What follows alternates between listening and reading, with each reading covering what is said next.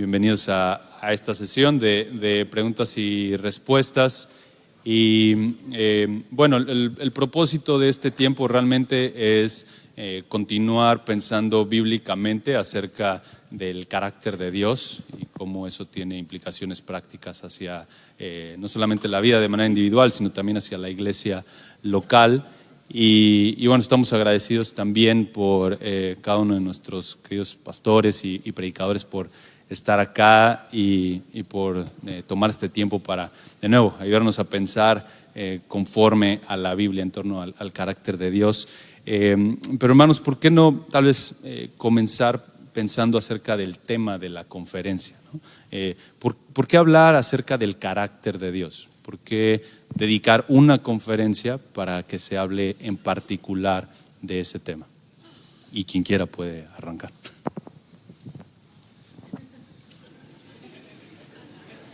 Bueno, primero fue lógico que hace 2 años hicimos una conferencia sobre el Hijo, el año pasado sobre el Espíritu. Entonces, obviamente sigue la teología propia, el estudio del Padre. Pero sí, o sea, la vida eterna es conocer a Dios. Y no podemos conocerlo si no leemos su revelación de sus atributos. Y Él demanda que le adoremos en espíritu y en verdad. Entonces, si vamos a adorarlo, asombrarnos de Él por quien realmente es, entonces tenemos que acudirnos a la Escritura y aprender cómo es para que podamos obedecerle y adorarlo. Dice A.W. Tozer en el librito El conocimiento del Dios Santo, muy famoso, la primera página, que dice que lo más importante de nosotros mismos es lo que pensamos en un momento determinado acerca de Dios. Y de ahí fluye todo, yo creo, y es muy importante que estemos seguros, todos los que estamos acá, todos, que nuestra idea de lo que es Dios coincida con lo que dice la Biblia y no con lo que nos parece. Como dijo ayer Josías, si no, estamos confiando en un ídolo, no en el Dios verdadero. Así que es muy importante todo el tiempo refinar, porque Dios nunca vamos a conocer suficiente.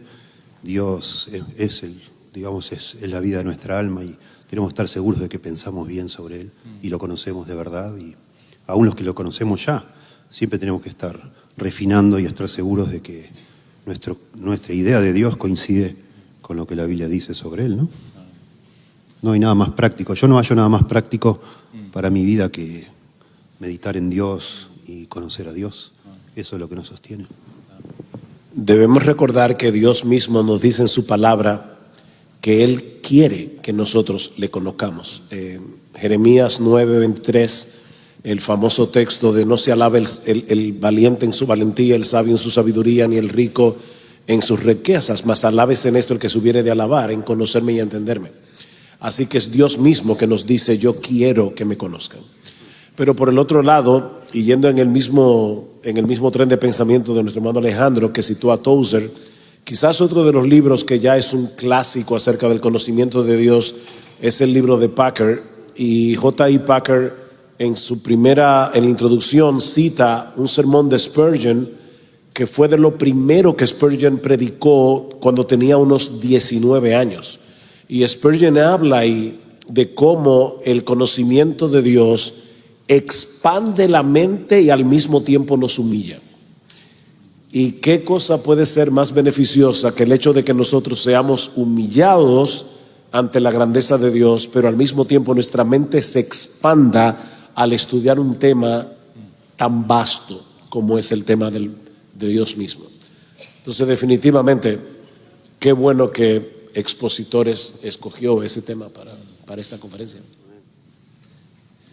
Ahora, ligado a tener un entendimiento correcto del carácter de Dios, que realmente define la forma en la que vivimos y también la forma en la que practicamos el hecho de ser iglesia local, el hecho de ser una iglesia.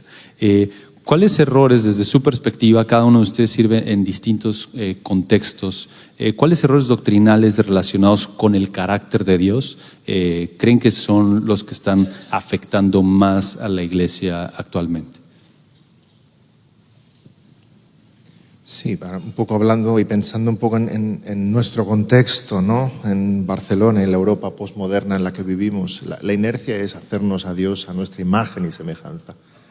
Él nos creó a su imagen y semejanza, pero la gente prefiere vivir con su propio concepto de quién es Dios. Y a veces expones el Dios de la Escritura o predicas y hay ese pensamiento en muchos de los oyentes, Dios no es así para mí, ¿no? O no es mi idea de Dios. Y como dicen los hermanos hace un momento, si esa no es tu idea de Dios, entonces tu Dios no es el Dios de la Biblia.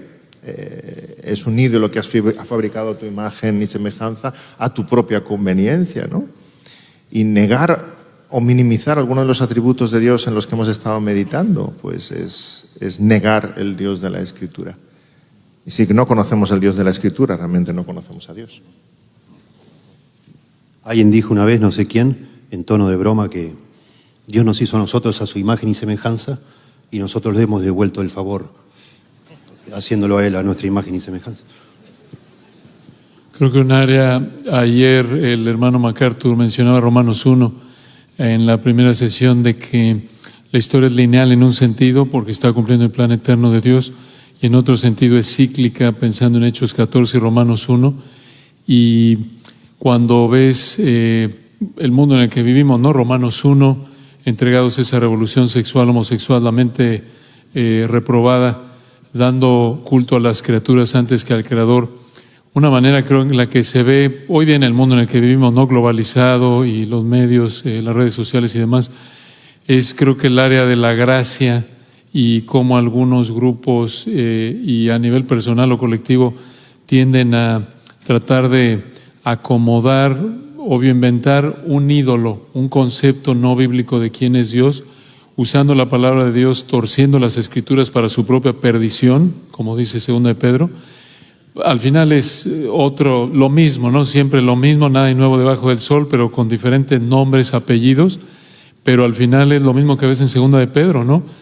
Tratando de justificar el pecado, decir Dios es un Dios de gracia y por lo tanto no tienes que vivir una vida de santidad para que así justifiquen su pecado. Y tal vez pensando un poco en el motivo de por qué, o sea, fuera del orgullo, de por qué la gente busca fabricar un Dios en su propia mente. Yo pienso, no sé, por lo menos aquí en Los Ángeles, muchos cristianos, entre comillas, es por apatía, de que no quieren conocer a Dios, el Dios de las Escrituras, prefieren sus emociones, prefieren otras cosas. O sea, el deseo profundo de buscar a Dios, como el ciervo brama por las aguas. No ves esto mucho, el querer conocer a Dios en todas sus perfecciones. Comienzas a hablar de la Escritura, esto es muy teológico, y esto, como que si esto va a minimizar nuestra adoración, cuando es todo lo opuesto. O sea, lo que aviva el fuego de nuestra adoración es la Escritura, es el Espíritu Santo iluminándonos y mostrándonos las perfecciones de Dios. Alguien decía que uno de los grandes problemas de nuestra generación no es tanto el ateísmo, sino la trivialización de Dios. Y el problema para mí con eso es que yo creo que la iglesia, en sentido general, a veces contribuye con esa trivialización. Que el mundo trivialice a Dios es normal que lo haga, pero que nosotros mismos estemos trivializando a Dios es terrible. Y otra vez, citando a Packer, él decía, el gran problema de la iglesia contemporánea es que está mirando a Dios del lado equivocado del telescopio. O sea, en vez de ver a Dios en su grandeza, al mirarlo del otro lado del telescopio, lo estamos viendo pequeñito y estamos predicando a un Dios pequeño. El mismo tema que predicaba nuestro hermano David esta mañana, que por cierto, qué buena predicación de la palabra del Señor. El no ver a Dios soberano es trivializar a Dios. El ver a Dios como todo amor pero sin santidad es trivializar a Dios. El no ver a Dios lo suficientemente justo como para mandar a los impíos al infierno es trivializar a Dios. Y al final entonces perdemos la gracia también, porque Yo solo puedo magnificar la gracia cuando la veo sobre el telón negro de nuestro pecado y sobre el carácter justo y santo de Dios. Eso hace mucho más sorprendente la redención. Entonces estamos trivializando a Dios. Aún en las alabanzas, o sea, a veces uno escucha cosas que se cantan en las iglesias y uno no puede decir que son herejías. No necesariamente son heréticas. En algunos casos sí, pero otras veces no. Es simplemente que no están cumpliendo lo que dice Colosenses capítulo 3 versículo 16. La palabra de Cristo more en abundancia en vosotros, enseñándoos y exhortándoos en toda sabiduría, cantando con gracia al Señor en vuestros corazones, con salmos, con himnos y cánticos espirituales. O sea, según Colosenses 3:16, el propósito de los himnos es que la palabra de Cristo more en abundancia. Entonces, cuando se cantan cosas en la iglesia que aunque no son heréticas, no tienen una profundidad teológica y no contribuyen a que la palabra de Cristo more en abundancia en nosotros, estamos trivializando a Dios. Entonces, yo creo que eso es un gran problema. Y en esa misma línea, pensando de manera muy práctica en la iglesia local, esta pregunta está ligada a eso. Digamos que no es mi pregunta. No quiero que suene como mi pregunta en el sentido de, porque es la iglesia donde me congrego, así va la pregunta, y no es la iglesia donde yo me congrego.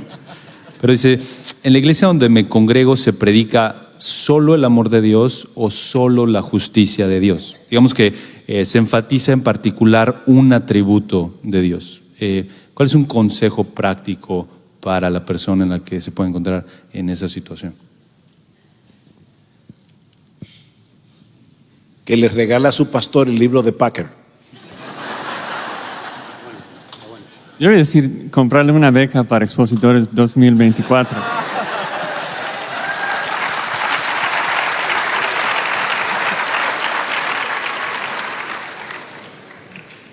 Sí, bueno, estamos tocando un error muy fundamental que se da en muchos contextos evangélicos, ¿no? Que no hay una predicación expositiva, no hay una predicación sistemática de la Escritura.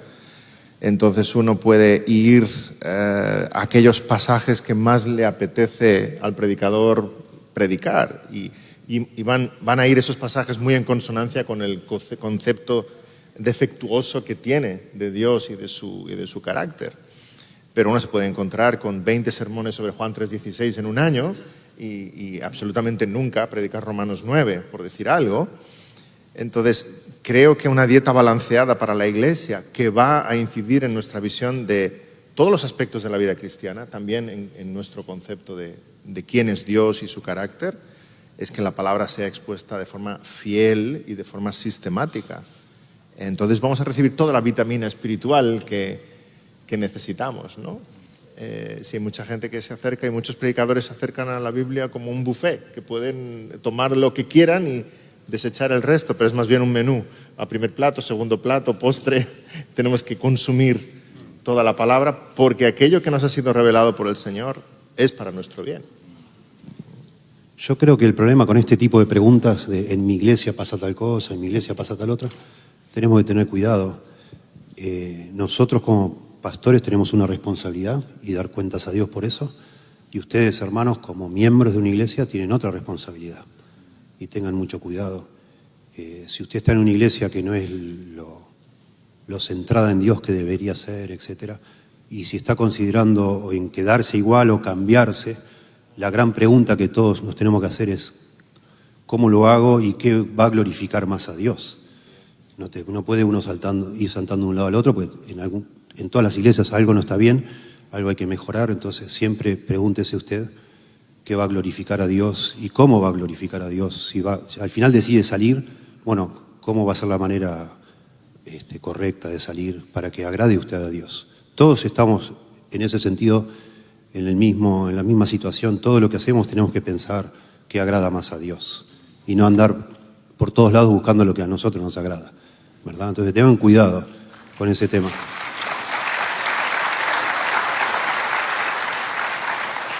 Y ahí, quizás expandiendo un poco a lo que dijo Alejandro, esa pregunta creo que es bastante general, no que esté mal.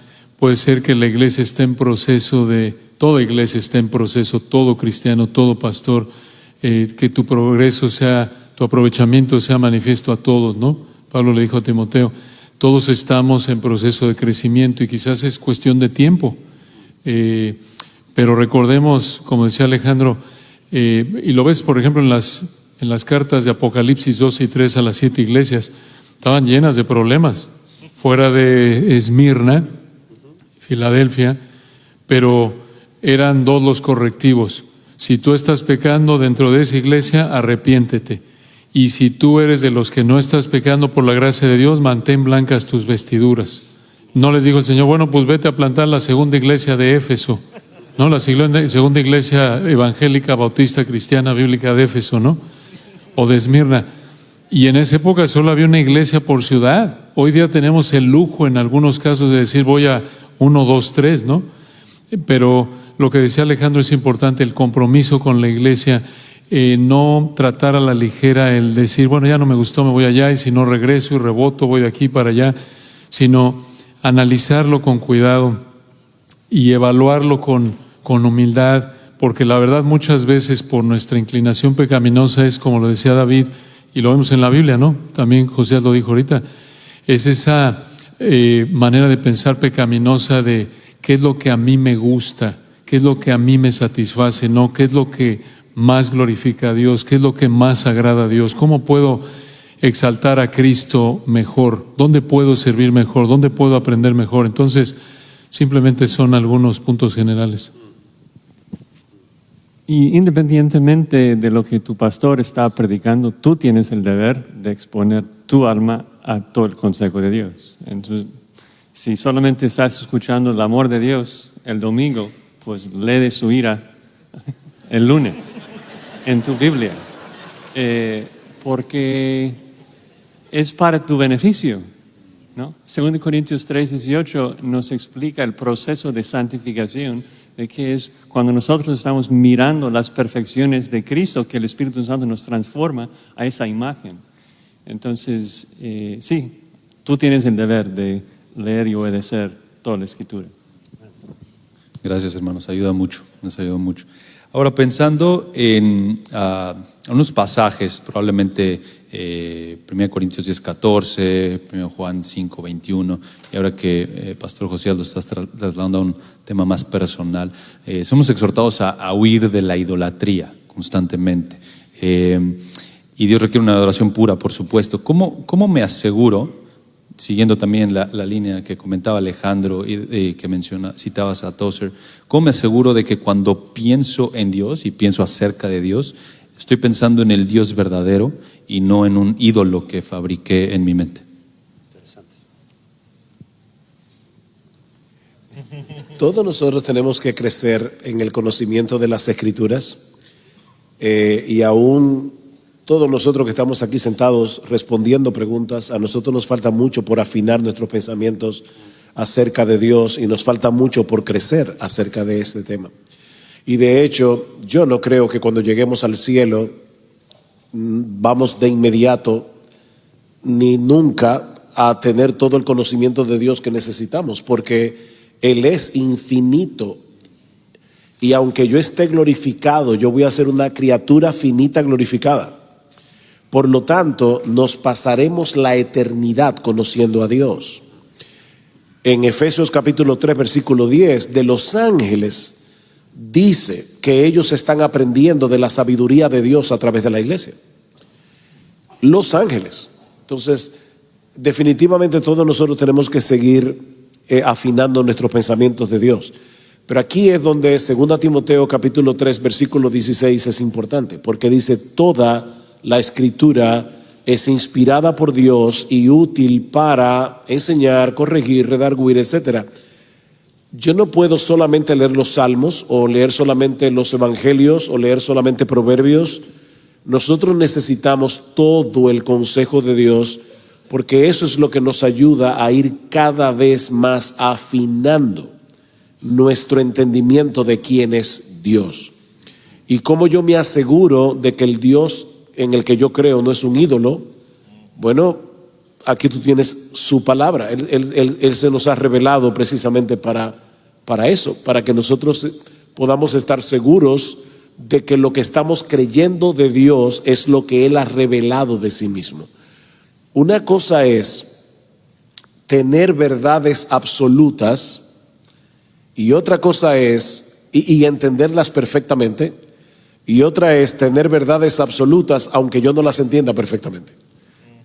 Porque lo que tenemos aquí son verdades absolutas, pero nunca las vamos a poder entender perfectamente. Seguimos creciendo.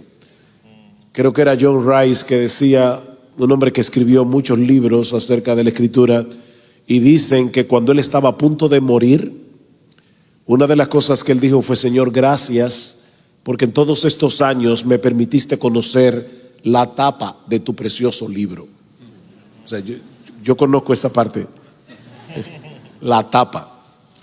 Este libro es un pozo sin fondo, pero aquí hay verdades absolutas, y Dios nos ha dado la capacidad en la regeneración del Espíritu Santo para poder entender su palabra.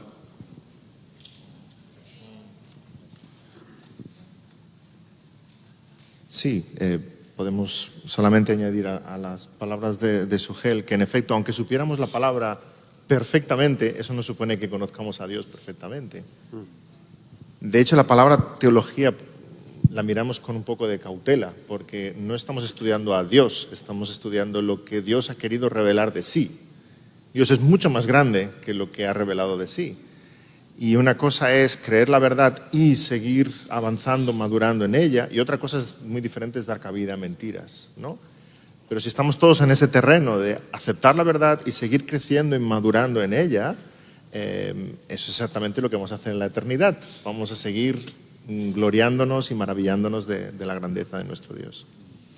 Yo pensaba en este tema, estoy pensando, ¿no?, el tema de idolatría, que no necesariamente es todo un asunto de conocimiento, ¿no?, sino también a veces más de, bueno, nuestro pecado que todavía permanece en nosotros, un tema a veces emocional, y nosotros abandonamos a Dios y buscamos sustitutos muchas veces, bueno, de nuevo, por la debilidad de nuestro corazón, por nuestra falta de fe, nuestra falta de esperar en el Señor, ante determinadas necesidades que tenemos. Estamos tratando de esperar en Dios y en un momento determinado manoteamos otra cosa, pero no necesariamente la razón es ignorancia, no siempre. A veces es solamente nuestro corazón pecaminoso, ¿no? Me parece. Que no es solo, la receta no es solo conocer más de la Biblia o más de la teología, sino someternos todavía más y más y más a Dios y crecer en esa confianza, ¿no?, en el Señor. No sé qué piensan. No, eso es exactamente, ibas a decirlo, José. Lo que iba a decir, que cuando ves en las Escrituras visto desde otro ángulo, ¿no? Lo mismo que dijo Alejandro, primero la Biblia, claro, pero esa sumisión a la palabra, obvio, es la implicación de lo que están diciendo todos. Porque cuando ves, por ejemplo, en Romanos, ¿por qué Romanos 1? ¿Por qué dieron culto a las criaturas antes que al Creador? Porque rechazaron la verdad. 1 Corintios 10, lo mismo, huid de la idolatría. Colosenses 3, haced morir lo terrenal, avaricia, ¿qué es idolatría? Lo que está diciendo Alejandro. Y lo ves desde el Antiguo Testamento, ¿por qué Israel cayó en pecado? Como lo predicaba Alejandro también, porque fue un problema interno de corazón, pensamientos, deseos, intenciones. Entonces, cuando no, incluso como cristianos genuinos, cuando Pablo le escribe a los Colosenses o a Primera de Juan, está escribiéndole a cristianos genuinos, cuando toleramos el pecado en nuestra vida, somos terreno fértil para la idolatría, porque lo que queremos es ahora tratar de justificar nuestro pecado y empezamos a deformar la verdad de quién es Dios para que entonces yo no tenga que dejar mi pecado. Es algo perverso, blasfemo, pero es sí la dieta constante de la Escritura y al mismo tiempo el estar por la gracia de Dios lidiando contra nuestro pecado, porque como lo dijo Calvino, ¿no?, nuestro corazón es una fábrica de ídolos. Hace unos cuantos años tuvimos acá una conferencia con los misioneros de Grace y tuvimos un tiempo hermoso de preguntas y respuestas con el doctor MacArthur. Y un misionero de Grace le dijo un momento íntimo, ¿no? Dice: John, me ha pasado algo recientemente y no lo puedo entender. Una persona que sirvió conmigo por muchos años en el ministerio, fuimos amigos, plantamos iglesias juntos. Y dice, y ahora está negando la Trinidad, dice. Empezó a negar la Trinidad. ¿Y qué? ¿Cómo me explico? Yo no me lo puedo explicar, dice. ¿Será que nunca fue creyente esta persona? ¿Y cómo no me di cuenta? ¿Cuál es el diagnóstico? ¿Qué es lo que está pasando? ¿Cómo puede ser alguien que predicó y que predicó de una manera preciosa y Dios lo usó y ahora niega la Trinidad? ¿Qué pensaría usted, Pastor MacArthur? Y MacArthur rápidamente, como si fuera una tontera, dijo, y ahí debe haber un problema de adulterio, de pecado sexual, seguro. Y a mí yo me quedé duro porque digo, wow, tan fácil. Y pensando después, digo, tan fácil la respuesta y parece que ahí el tema era ahí, ¿no? Y pensaba en 1 Timoteo capítulo 1, cuando habla Pablo a Timoteo de las personas que abandonan la limpia conciencia y después cambian la fe, después abandonan la fe. Y de nuevo, no es un tema intelectual, ¿no? No siempre es un tema intelectual. A ver, Sugel nos va a iluminar con la palabra. No, es que curiosamente estaba buscando 1 Timoteo 1. Dale. En lo que tú hablabas y por eso me reí, porque Pablo le dice a Timoteo que pelee la buena batalla e inmediatamente le dice cómo vamos a pelear la buena batalla. Dice, guardando la fe. Siempre que en el Nuevo Testamento, casi siempre aparece la fe con un artículo definido, no se refiere a nuestra confianza en Dios, sino al conjunto de doctrinas que nosotros debemos creer. Dice, guardando la fe y una buena conciencia que algunos han rechazado. ¿Qué han rechazado? ¿La fe o la buena conciencia? La buena conciencia. ¿Cómo lo sabemos? Porque el texto sigue diciendo, guardando la fe y una buena conciencia que algunos han rechazado y naufragaron en lo que toca a la fe. Cuando yo no quiero amoldar mi vida a la Biblia, voy a terminar amoldando la Biblia a mi vida. Ese es el proceso. Así que uno termina haciéndose un ídolo y torciendo textos de la palabra, no necesariamente porque llegó a una interpretación diferente. Es que yo no quiero que mi vida se amolde a las Escrituras, pero yo no puedo vivir así, yo no puedo vivir siendo acusado todo el tiempo. Así que la única salida es que yo amolde la Biblia para que encaje con mi estilo de vida, y ahí es que se produce el naufragar en cuanto a la fe. Así que el punto clave está en lo que dice Alejandro, es en la buena conciencia. Nosotros debemos vivir con una buena conciencia delante de Dios y de los hombres, dice Pablo en el libro de los Hechos. No, así que no es solamente una cuestión teológica o intelectual, ¿no? Es una cuestión ética, es una cuestión de vida. Salomón conocía del Señor y acabó edificando ídolos a los altares a los ídolos de su esposa, ¿no? Sansón también, porque quería seguir, como en la época de los jueces, lo que le dictaba sus ojos, ¿verdad? Acabó con la Filistea y en el templo de Dagón. Entonces, ha de haber una conformidad a la verdad reflejada en nuestra vida. Si no, vamos a poner entredicho esa verdad, vamos a aguar esa verdad para no vivir con ese peso de la conciencia en nuestros corazones. Hermanos, tengan cuidado.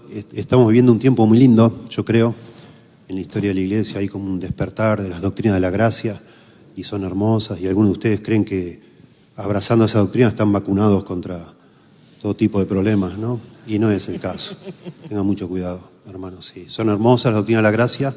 Hay que siempre recrearse en ellas, seguir creciendo, pero tengan mucho cuidado con ustedes mismos. ¿Sí? Tengamos nosotros cuidado con nosotros mismos. No nos garantiza nada conocer la verdad y haber descubierto y estar fascinados con estas doctrinas. Tengamos mucho cuidado. ¿Sí?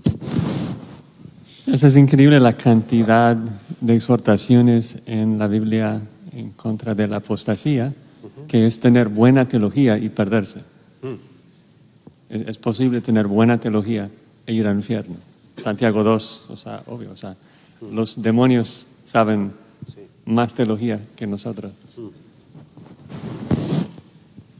Sí, una ilustración, hace unos meses predicaba el hermano MacArthur todo lo que están diciendo.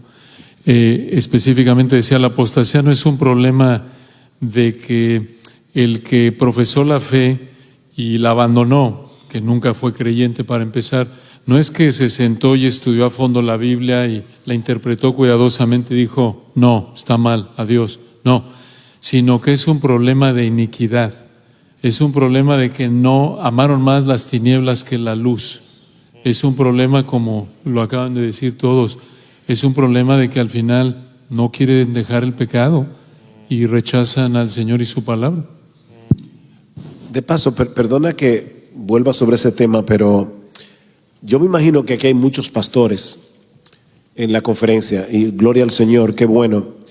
Una de las cosas que los pastores tenemos que recordar es que nuestro primer deber es cuidar nuestro propio corazón.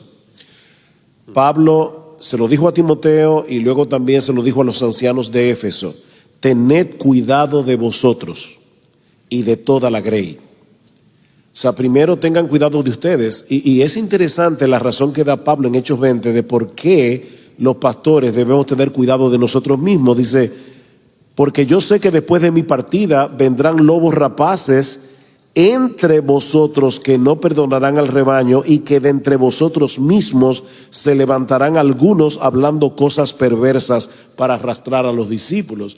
La razón por la que Pablo nos está diciendo cuiden su propio corazón es porque nosotros somos susceptibles de hacer mucho daño.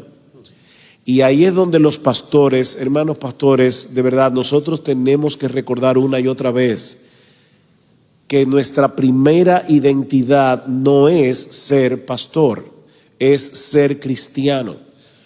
Antes que pastor, yo soy una oveja de Cristo y yo necesito ser pastoreado. Yo necesito personas que velen por mí. Yo necesito la iglesia de Cristo. Yo necesito escuchar que me prediquen la palabra. Yo soy un hombre necesitado, yo soy una oveja. Y si un pastor olvida eso, puede estar en peligro. Tú necesitas lo mismo que cualquier cristiano común y corriente necesita: mantener su comunión con el Señor y luchar contra el pecado que mora en nosotros hasta el día de nuestra muerte.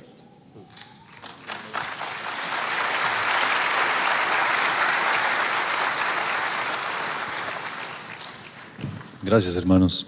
Ahora, pensando en el énfasis de que tenemos que tener una perspectiva correcta de Dios y hay aspectos en donde, digamos, batallas en las que tenemos que morirnos, no podemos diferir, como mencionaban ahora, la Trinidad, etc.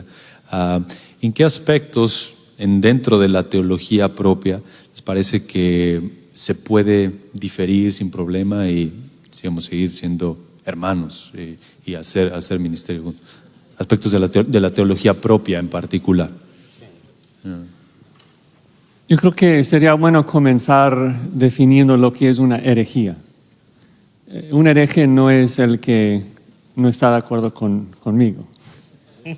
Un hereje es alguien que enseña un falso evangelio, de que si tú crees en su herejía no puedes ir al cielo. Y la Escritura es clara cuáles son esas herejías. O sea, es algo objetivo, ¿no? O sea, si tú niegas la resurrección corporal de Jesucristo, vas al infierno, 1 Corintios 15. Si tú agregas obras a la salvación, Gálatas 1, o sea, no puedes ser salvo. Entonces, la persona que enseña esas cosas está enseñando herejía. Y aunque pensando, por ejemplo, en el mensaje de hermano David, aunque hayan hermanos arminianos aquí que no están de acuerdo con las doctrinas de la gracia, y me da tristeza y voy a tratar de convencerlos, son mis hermanos, no son mis enemigos. Muchos son mis amigos, ¿no? Y van a ser amigos por toda la eternidad. Entonces podemos diferir en esas cosas, no podemos diferir en las cosas esenciales de la salvación. Y para decir de que es algo esencial para la salvación, necesito un texto bíblico que lo diga. Yo no puedo decir, mira, si tú niegas y tal doctrina de que vas al infierno, si no tengo respaldo bíblico. Entonces, por ejemplo, anoche dije que tienes que creer en la Trinidad para ser salvo. Yo creo que esto es cierto y lo creo por versículos bíblicos, ¿no? O sea, primero, como dije, Juan 17, o sea, la vida eterna es conocer a Dios, o sea, Dios como se ha revelado, un Dios trino. Pero también, por ejemplo, la persona que niega la Trinidad necesariamente niega la completa humanidad de Cristo. El que cree en el modalismo también cree en el nestorianismo.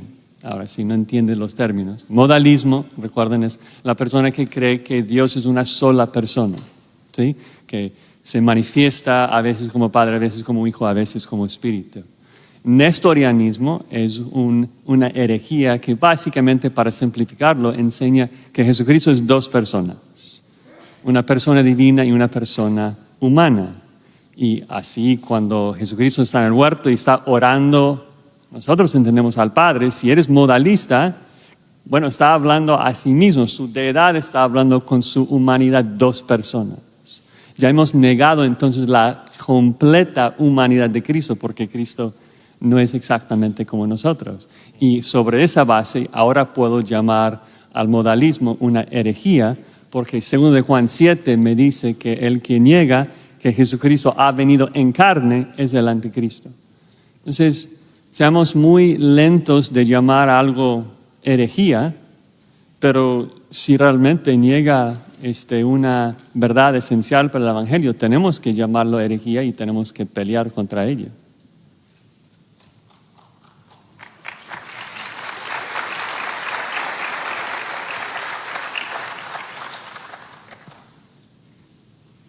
Tal vez cambiando un poquito hacia algo que se escucha comúnmente, y no se escucha comúnmente, digamos, afirmamos contundentemente acerca de la soberanía de Dios, Dios soberano sobre todo. ¿Es correcto afirmar que Dios es el autor de nuestro sufrimiento? ¿Y cómo entendemos que Dios es soberano y al mismo tiempo sufrimos, nos duele?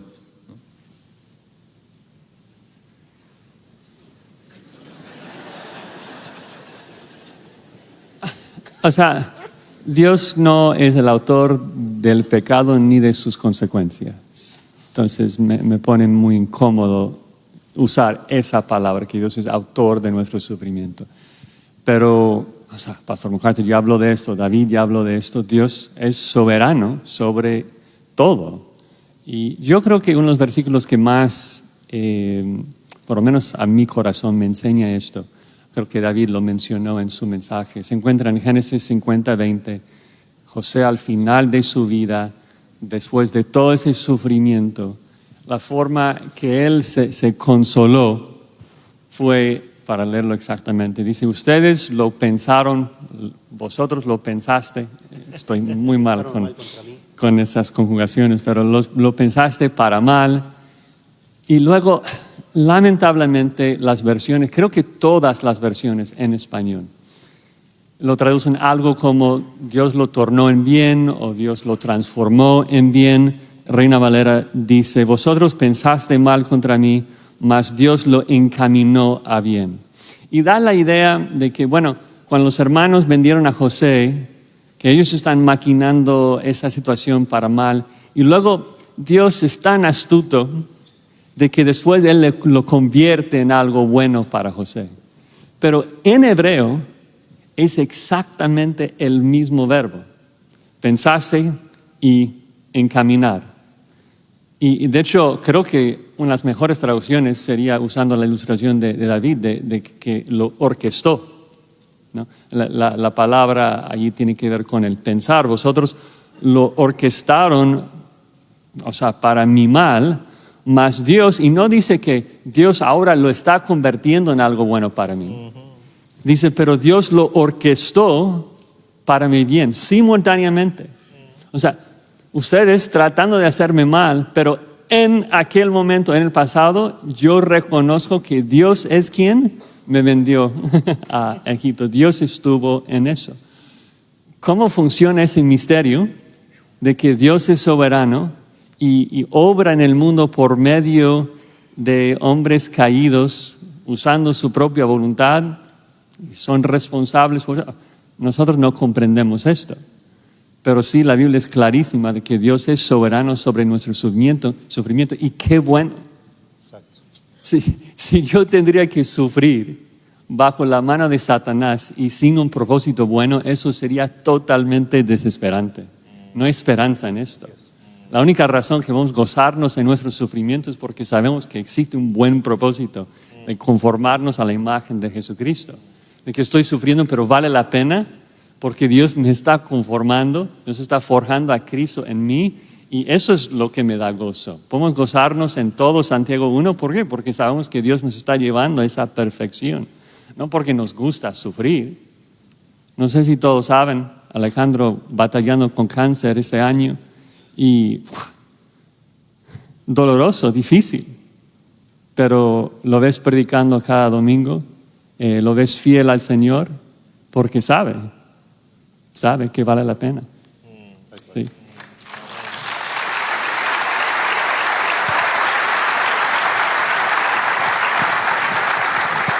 Es interesante la reacción de Job, ¿verdad? Cuando recibe todo este mal, él no dijo, uy, el diablo me quitó lo que Jehová me dio. Él dijo, Jehová fue el que dio y Jehová fue el que quitó. Y uno sabe que el diablo estuvo envuelto en esto. Pero es que ni el diablo está fuera de los decretos de Dios. Y si uno lo piensa bien, hermanos, hay un misterio envuelto en esto. Cómo es que Dios usa aún el pecado de seres responsables, sin ser Dios autor de pecado, para llevar adelante su plan. Eso definitivamente de este lado de la eternidad no lo vamos a entender.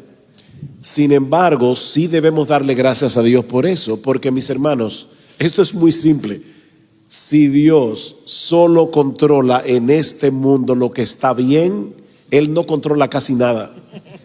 Lo glorioso de la soberanía es que Él lo controla todo.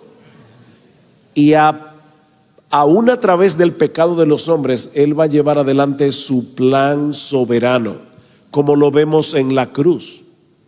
Dice que Herodes, Poncio Pilato y el pueblo de Israel se reunieron para hacer cuanto tu mano y tu consejo habían antes determinado que sucediera. Hechos capítulo 4.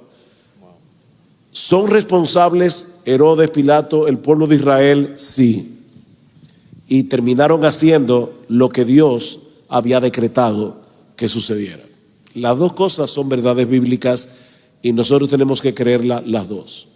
Hay personas que dicen, pero venga, ¿Dios es soberano o el hombre es responsable? Sí.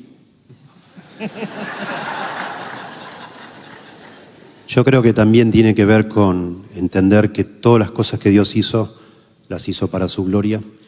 Y si no existiera el mal, nunca conoceríamos la gracia de Dios, el amor de Dios, la profundidad, la inmensidad del amor de Dios. Es notable ver en el cielo que el gran tema de alabanza, de adoración a Dios es el cordero inmolado. Si no hubiera habido mal, nunca hubiera habido ningún cordero inmolado. Y nosotros comprendemos la sabiduría de Dios, el poder de Dios, no sé, mirando el océano, una montaña, etc. Pero no podemos comprender el amor de Dios, la gracia de Dios y la misericordia sin que existiera el pecado. Y que Dios quisiera condescender para amar personas como nosotros. Y eso incluye, todas las consecuencias que el pecado trajo, ¿no? A nosotros, a todos, con la caída del hombre, etc. Así que, de nuevo, podemos entender, yo creo, aunque no entendemos exactamente todo, que es clarísimo que el mal y el sufrimiento como consecuencia del mal apuntan a la gloria de Dios, no cabe duda de eso. Y tal vez solo para respaldar lo que Alejandro acaba de decir, Romanos 9 creo que es como el versículo, 22 y 23 que explica esto. Pero antes de leerlo, yo creo que una de las verdades más difíciles de aceptar como cristianos es la verdad de que este es el mejor mundo posible. Y luchamos porque el mundo está tan lleno de maldad, de sufrimiento, de muerte. Es como que este es el mejor mundo posible. Mira, si este no es el mejor mundo posible, Dios es necio y fracasó. O sea, si pudo hacer un mejor trabajo, entonces no es omnisciente, no es omnipotente. Este es el mejor mundo posible. ¿Cómo? ¿Cómo es posible eso? Porque este es el mundo que más glorifica a Dios. ¿Por qué? Porque más revela todas sus perfecciones. Y Pablo explica esto cuando dice, ¿y qué si Dios, queriendo mostrar su ira, o sea, su odio por el pecado, su justicia, su santidad, y hacer notorio su poder, soportó con mucha paciencia los vasos de ira preparados para destrucción y para hacer, o sea, porque está juzgando el pecado, para hacer notorias las riquezas de su gloria, las mostró para con los vasos de misericordia que Él preparó de antemano para gloria. La razón de que nosotros podamos en la eternidad glorificar y magnificar tanto la justicia de Dios como la gracia de Dios es porque vamos a entender de que existe un infierno, que merecemos estar allí y en vez de esto estamos recibiendo gracia en el cielo.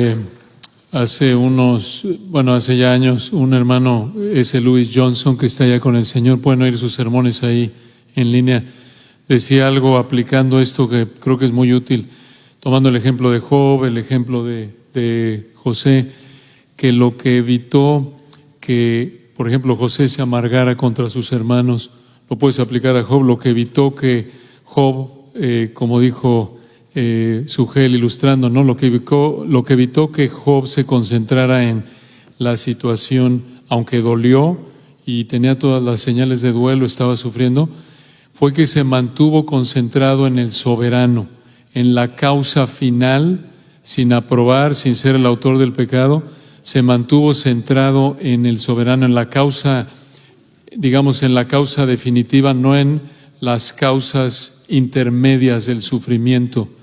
Porque cuando nos concentramos en los instrumentos que Dios en su soberanía usa para traer sufrimiento a nuestra vida, llámese una enfermedad, un pecado de alguien o una catástrofe en la creación, lo que va a pasar es que nos vamos a ver tentados a pecar de desánimo, de enojo, de amargura, de lo que sea.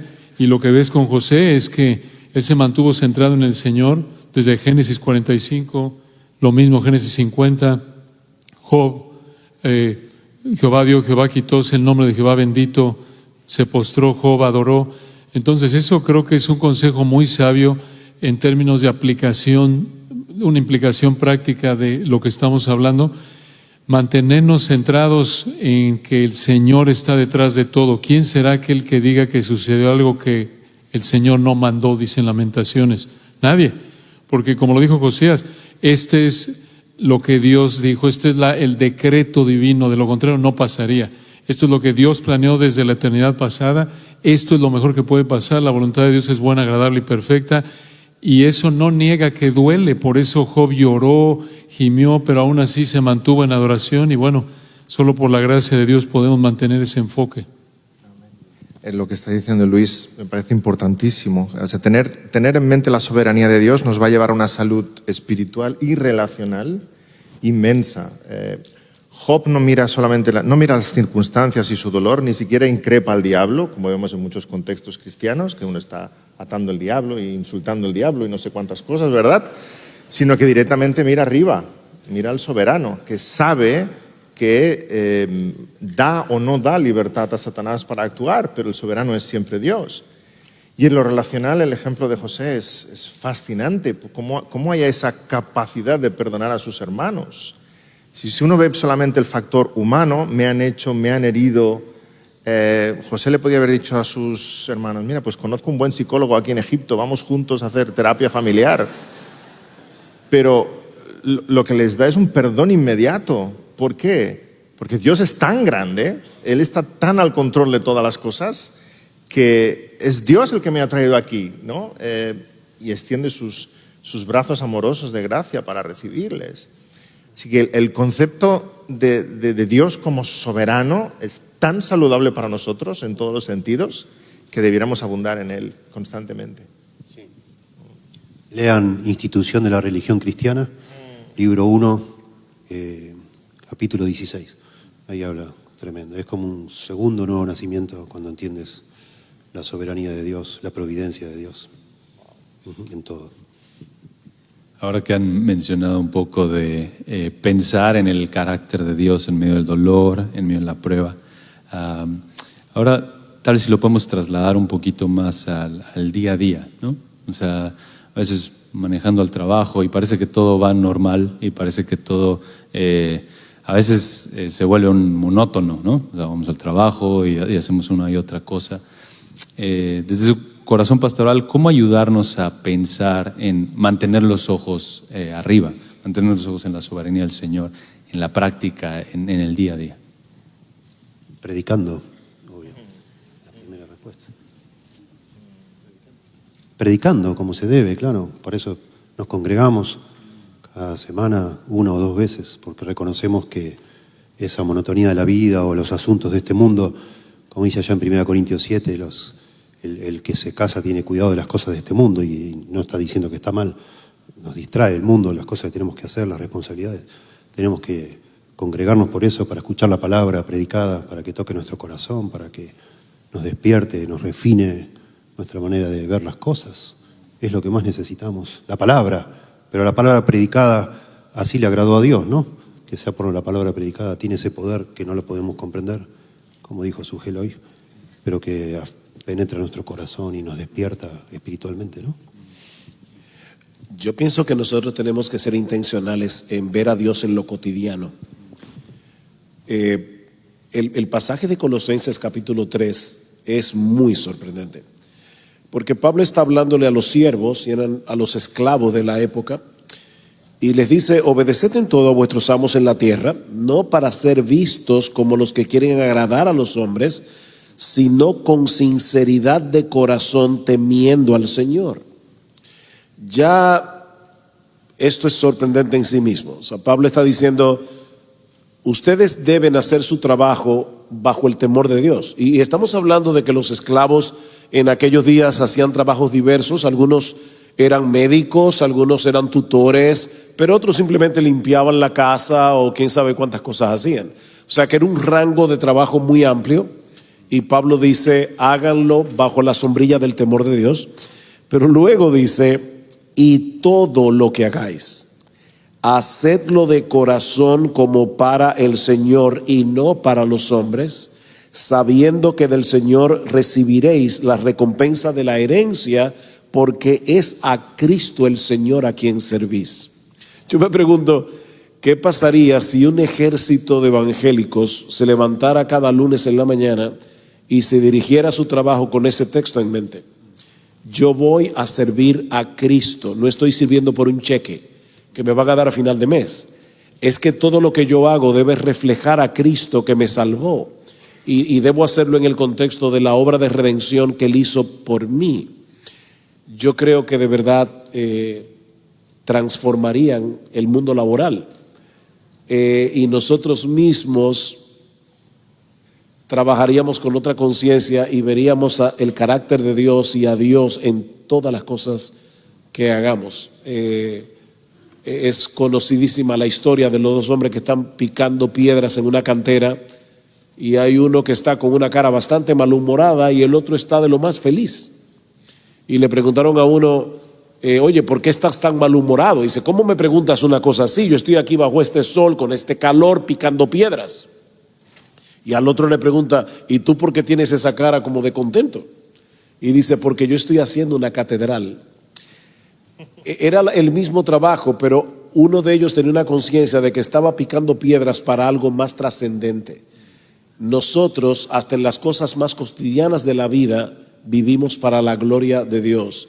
Es un texto muy famoso entre los evangélicos, 1 Corintios 10:31. Pero yo he encontrado en mi vida que es uno de los textos más difíciles de obedecer. Si pues coméis o bebéis o hacéis cualquier otra cosa, hacedlo todo para la gloria de Dios.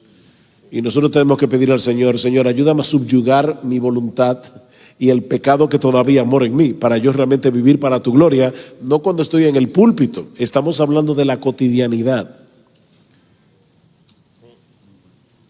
Y pensando en diversos consejos pastorales prácticos, yo creo que también en mi vida una clave es orar sin cesar, ¿no? Orar sin cesar. Y dices: yo no sé cómo orar sin cesar. Bueno, siguiente versículo te da una ayuda. Dice, dad gracias en todo. Da gracias a Dios por todo lo que te pase. Da gracias a Dios. Y luego conecta esto con no menospreciar las profecías, que para nuestro tiempo sería la Escritura. Estoy llenando mi mente con la Escritura y dando gracias a Dios, o sea, en comunicación constante con el Señor. Entonces ahí es cuando estoy comenzando mis motivos, pensando en si lo estoy haciendo para mí o para la gloria del Señor. Mis días van muy bien cuando estoy orando sin cesar y van muy mal cuando no. Y es independiente de lo que estoy haciendo, cómo me siento, ¿no? O sea, si estoy pasando tiempo sin orar, estás frustrado, o sea, todo va mal.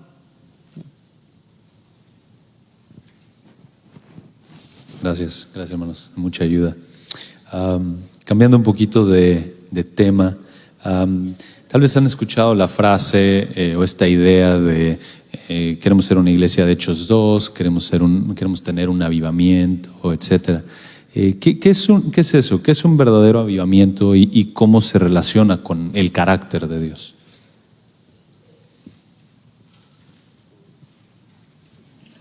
El que habló de Jonás. David, tú predicaste de Jonás. Me tocó. Un avivamiento creo que está directamente relacionado con la fidelidad a las Escrituras. O sea, allá donde no haya la palabra no puede haber un avivamiento, ¿no? Y un avivamiento en sí significa un acercamiento al Señor. Vemos los avivamientos a lo largo de la historia y en la historia bíblica, ¿no?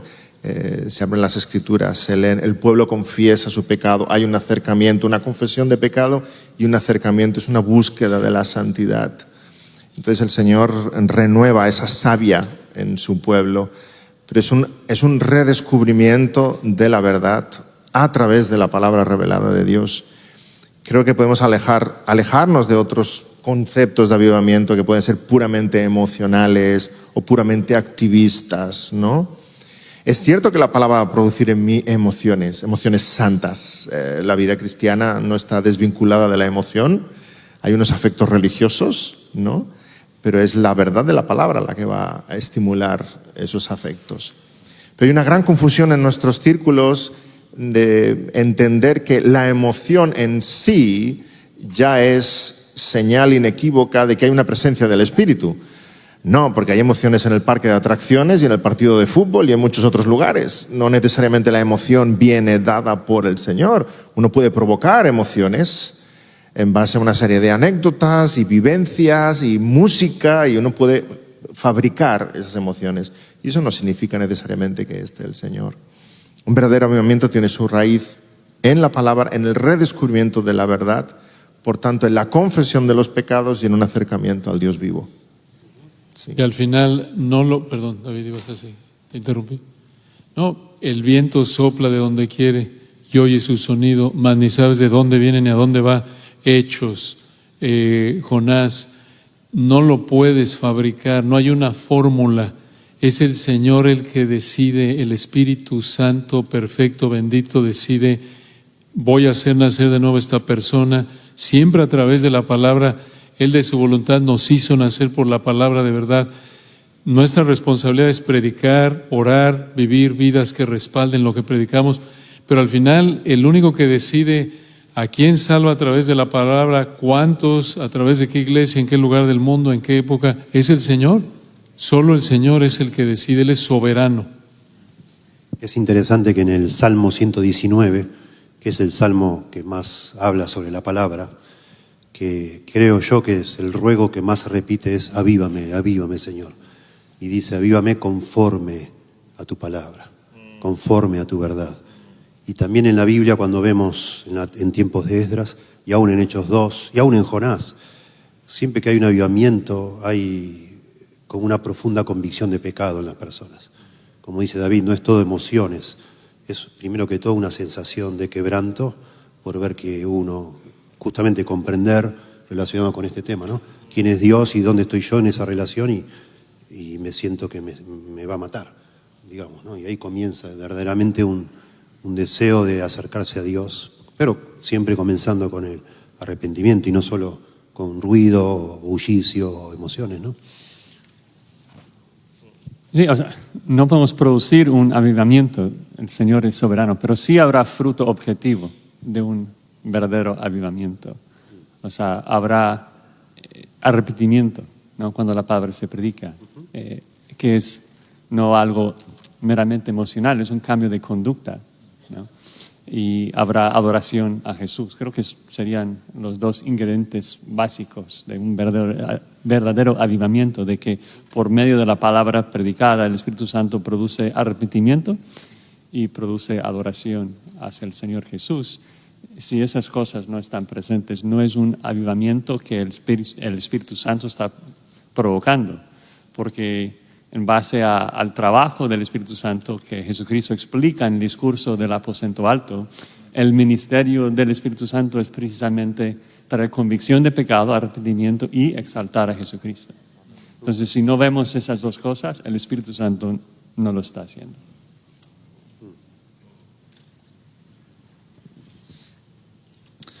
Hablando ahora del Espíritu Santo y el hecho de que, por supuesto, la tercera persona de la Trinidad, pero Dios es Espíritu. ¿Por qué cuando nos referimos a Dios nos referimos a Él utilizando solo el pronombre masculino? ¿Por qué nos referimos a Él como Él, ¿no? O sea, hay tanta falsa doctrina en el mundo que incluso se empuja el hecho de que no, bueno, debes de llamar a Dios como mujer, ¿no? Porque eso es incorrecto, ¿no? Porque nos dirigimos a Él con el pronombre masculino. Hemos dicho varias veces, y en la predicación Josías anoche hablaba de cómo nosotros podemos tener un ídolo en nuestra mente si distorsionamos lo que Dios revela de sí mismo en su palabra. Josías hablaba de la Trinidad, pero no es la única distorsión. Dios se revela en la Escritura como Padre, Hijo y Espíritu Santo. Si Dios hubiera querido, si fuera la realidad, obviamente, Dios hubiera dicho, bueno, yo soy padre, madre, hijo, hija. No. Es padre, no es madre. Es hijo, no es hija. Y es Espíritu Santo. Entonces, el problema aquí con este movimiento feminista que lamentablemente ha impactado a la iglesia y ahora quieren reescribir la Biblia, porque ven la Biblia como una revelación sexista que apoya el patriarcado masculino para la opresión de la mujer, es que al final de cuentas, primero están creando un problema inexistente y en segundo lugar están distorsionando la revelación bíblica. Le llamamos a Dios Padre en masculino porque así es como Dios se reveló. Le llamamos al Hijo, Hijo, porque así fue como Él se reveló, y cuando el Hijo se encarnó, no se encarnó en una mujer, se encarnó en un hombre masculino. Eso es una realidad bíblica. De verdad, hermanos, tratar de distorsionar esto para resolver el supuesto problema del patriarcado y de la opresión del hombre sobre la mujer es al final de cuentas una blasfemia contra Dios, porque Dios no se reveló a sí mismo de esa manera. Entonces, sencillamente, ¿por qué debemos hablar de Dios en términos masculinos? Porque Él se reveló a sí mismo así, y Él se reveló a sí mismo así porque de alguna forma que nosotros no entendemos, porque no entendemos cómo el género o el sexo se aplica a Dios, pero de alguna forma eso corresponde a la realidad de lo que Dios es. Amén.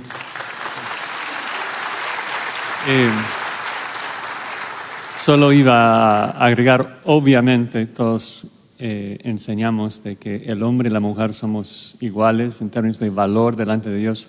Fuimos creados a la imagen y semejanza de Dios, varón y hembra. Pero sí, a veces incluso me parece absurdo para una mujer buscar una igualdad con el hombre. Estaba pensando con mi esposa de esto hace un tiempo. Es como que si mi esposa buscara igualdad conmigo, necesariamente sería descender de la alta posición que tiene en mi mente. ¿Por qué buscaría igualdad cuando ella es la gloria del hombre? La mujer es la gloria del hombre. La Biblia no baja a la mujer.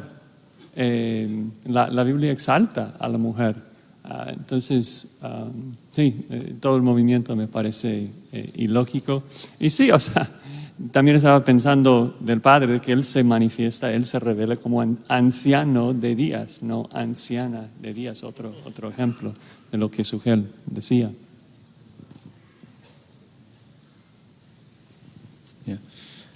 Hablando y volviendo al tema que mencionaban hace rato y mencionabas, Alejandro, en un avivamiento, o sea, es bien este impacto de conocer el carácter de Dios y ver quiénes somos delante de Dios y la necesidad de ser perdonados. ¿Existe un área en la cual nosotros debamos perdonarnos a nosotros mismos? Sugel se ríe. Uy, qué mal suena eso. Sí. No vemos nada ni que se parezca en toda la Escritura, ¿no? Para mí es un referente, por ejemplo, la historia del hijo pródigo, cuando el Señor le explica, ¿no? Y el hijo pródigo vuelve a casa y le dice, pide perdón al padre, ¿no? He pecado contra el cielo y contra ti. Ahí vemos esa doble dimensión de la ofensa y del perdón, de forma muy resumida, ¿no? Podemos pecar contra Dios, por tanto pedimos perdón a Dios y somos perdonados por Dios. Podemos pecar contra el prójimo, por tanto pedimos perdón al prójimo y recibimos perdón del prójimo, pero no alta cosa como pecar contra uno mismo y pedirse perdón a uno mismo y perdonarse a uno mismo. Eso no existe, eso es fruto de la psicología moderna y a veces formas de intentar disfrazar lo que es un orgullo herido y poco más. No existe tal cosa y sé que hay personas que se ven torturadas emocionalmente durante muchos años porque llegan a conclusiones tan insospechadas como ya sé que Dios me perdonó y que mi esposa o mi marido me ha perdonado, pero es que yo no me lo puedo perdonar. Y dices, ay Señor, hay mucho que arreglar y hacerle entender que no existe tal cosa. Es simplemente que evidentemente hay cosas que suceden en nuestra vida que son humillantes, que quisiéramos borrar si pudiéramos, que nos producen vergüenza, nos producen tristeza, pero hemos de reconocer nuestro pecado y pedir perdón a aquellos que sí hemos ofendido, a Dios y al prójimo. Y hay solamente esas dos dimensiones del perdón. Yo no sé si detrás de ese tema del autoperdón hay dos cosas que son muy diferentes. Muchas veces lo que las personas dicen que tienen que perdonarse a sí mismos es aceptar que son pecadores, que fallaron, que pecaron y dejar de ser orgullosos. O sea, es el orgullo lo que a veces provoca eso de tengo que perdonarme a mí mismo. Y en el fondo yo no puedo aceptar que yo haya sido tan tonto o tan malo o tan lo que sea que haya hecho esto. Bueno, sí somos lo suficientemente tontos, malos, pecadores para hacer un montón de cosas y debemos pedir perdón al Señor. Pero puede ser también, y si hay alguien aquí que está luchando con eso, ojalá que esto pueda serle de ayuda. Puede ser que el problema esté en entender cómo funciona el tema de la culpa, el arrepentimiento y el perdón divino. Hermanos, la Biblia dice que el diablo es el acusador de los hermanos.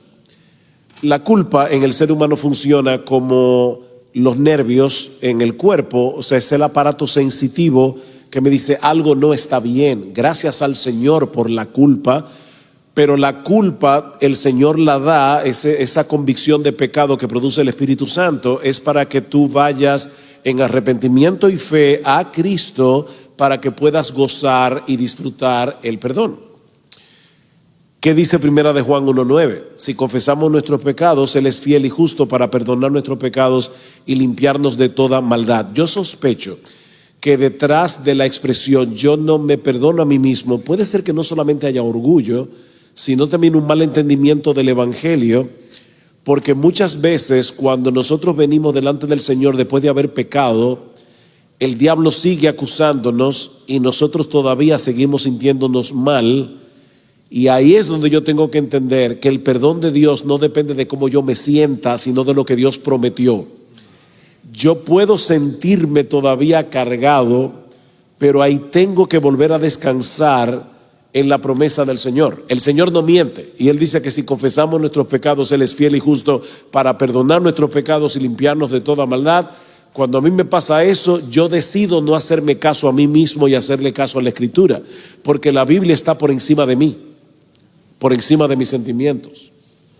Entonces puede ser que a veces ese tema de yo no me perdono, o puede ser orgullo, yo no acepto que yo sea tan malo o tan tonto, o puede ser que en el fondo también sea una lucha con ese sentimiento de culpa a pesar de haber pedido perdón, pero no entender que el perdón de Dios primeramente se cree, no se siente. Claro que yo quisiera sentirme perdonado, pero comienza primero creyendo, es primero por la fe, y deja que luego la fe entonces produzca el sentimiento correcto. Porque muchas veces después de pedir perdón no nos sentimos perdonados. Pero qué bueno que el perdón de Dios no depende de cómo yo me sienta, depende de lo que Él promete y de que Él es veraz. Amén. Amén. Sí, o sea, el gozo cristiano no se obtiene por el autoperdón, se obtiene por el perdón divino. Y creo que como cristianos, que somos seres emocionales, estamos siempre entre dos emociones. Estamos entre la tristeza, que produce arrepentimiento para salvación, 2 Corintios 7:10, y el gozo del perdón. Otra forma de decirlo, a veces, o sea, cuando pecamos, me encuentro entre el Salmo 51 y el Salmo 32, ¿no? El Salmo 51 es el salmo en donde David expresa y confiesa su pecado, lo está lamentando, está expresando su tristeza. Y luego en el Salmo 32, o sea, cuán bienaventurado, o sea, el hombre más gozoso del mundo es el que ha experimentado perdón. Y muchos cristianos viven muy desbalanceados del uno o el otro. Que uno vive totalmente deprimido, cada rato un puritano iba a decir. Un puritano que, o sea, está a veces como que están desconsolados. Y no, o sea, debemos vivir con el gozo del perdón. Dios quiere que vivamos a la luz de la justicia de Cristo que hemos recibido. Pero luego hay otros cristianos que viven del otro lado, que, soy perdonado, soy un hijo de Dios y sí peco, pero no importa, ya estoy cubierto y realmente no lamentan su pecado. Pero si no hay tristeza, como dice Pablo, si no hay tristeza no puede haber arrepentimiento para salvación. Es necesario entristecernos cuando pecamos, pero no podemos permanecer ahí. Esa tristeza tiene que llevarnos a la confesión y a creer que Dios nos ha perdonado y el gozo que eso produce. Amén. Y como ilustración, recordemos que el único que puede perdonar pecados es Dios. Digo, es algo elemental, pero recuerden que por eso acusaron al Señor ahí en los evangelios, ¿no? Para que sepáis que el Hijo del Hombre tiene potestad para perdonar pecados. Tú no puedes perdonar pecados de nadie, o sea, ni de ti, menos de ti, claro. Entonces, obvio, perdonas el pecado de otros. Si te piden perdón, obvio, perdonas porque la Biblia te manda a perdonar, es un mandato, es una expresión de amor. Pero el único que tiene la facultad de perdonar pecados es Dios.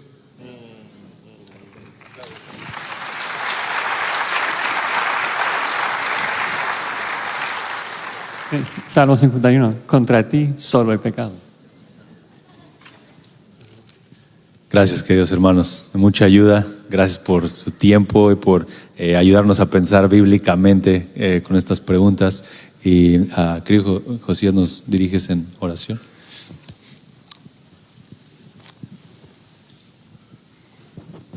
Nuevamente, Señor, damos gracias por tu palabra que arroja luz sobre nuestro camino, que tu Espíritu Santo lo usa para darnos tu sabiduría, y oramos que tú nos ilumines todos los días, que podamos conocerte mejor. Pero como hemos hablado, no solamente conocer una teología correcta de quién eres y tu gloria, sino que tu Espíritu Santo nos dé también la capacidad de obedecer. que nos dé la capacidad de adorarte y de vivir para tu gloria en nuestras vidas. Ayúdanos, Señor, queremos que tú te exaltes en nuestras vidas para la gloria de Cristo. Amén. Gracias, hermanos.